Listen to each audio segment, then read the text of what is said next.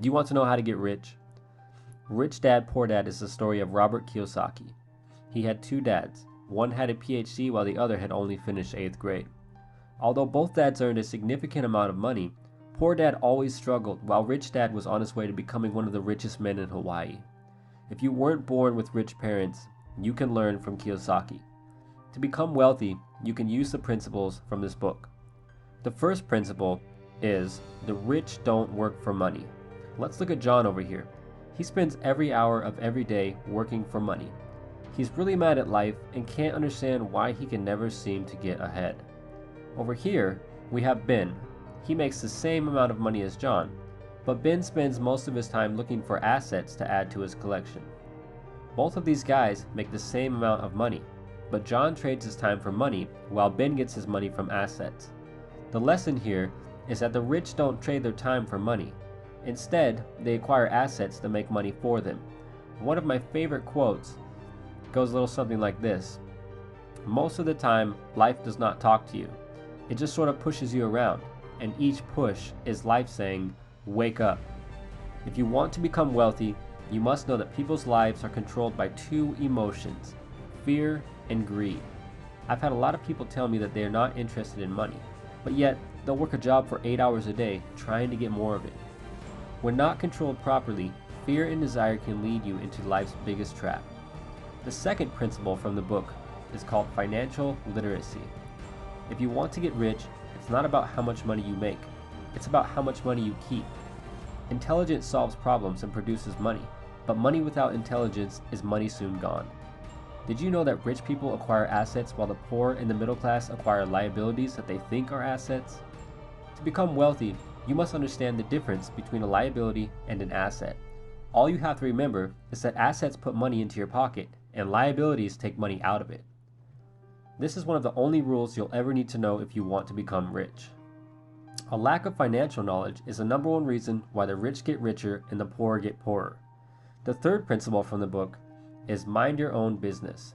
To sum this principle up, the book is telling you that the rich focus on their assets while everyone else focuses on their income statements.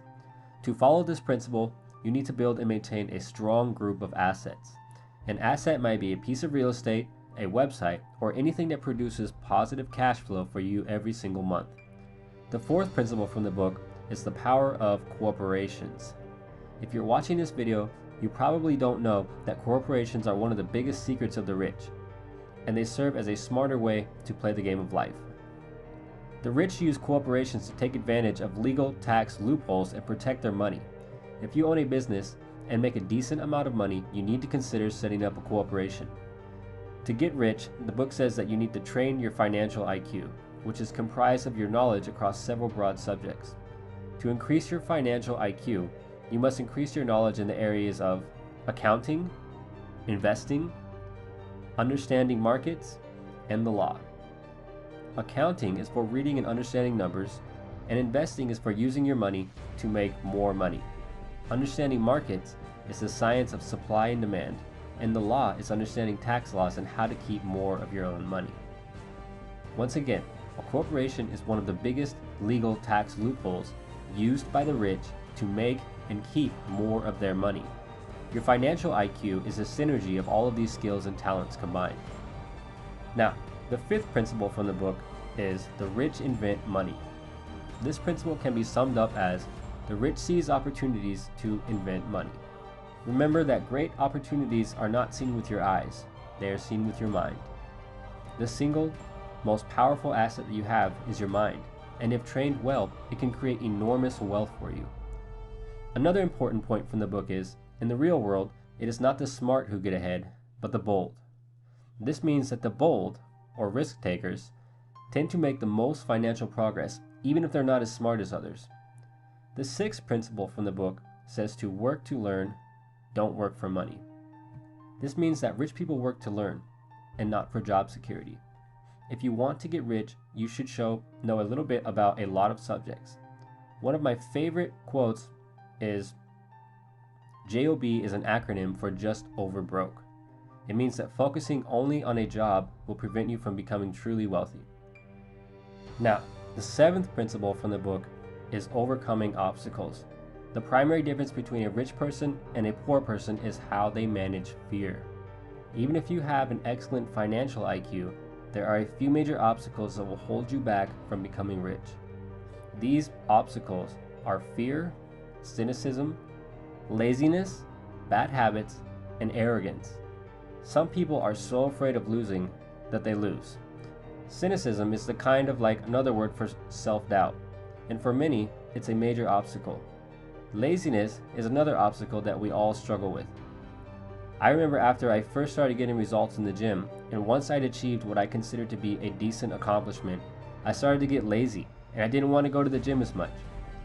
The same laziness that prevented me from going to the gym can hold you back from becoming rich. Bad habits can have the same effect. Stop watching so much television and going out to drink on the weekends. The final obstacle that everyone must face is arrogance. Robert Kiyosaki said, "Every time I've been arrogant, I've lost money because I believed that what I didn't know wasn't important." Don't let arrogance steal your money. Now, let's look at the 10 steps to awaken your financial genius. Step number 1, find a reason greater than reality. The power of spirit.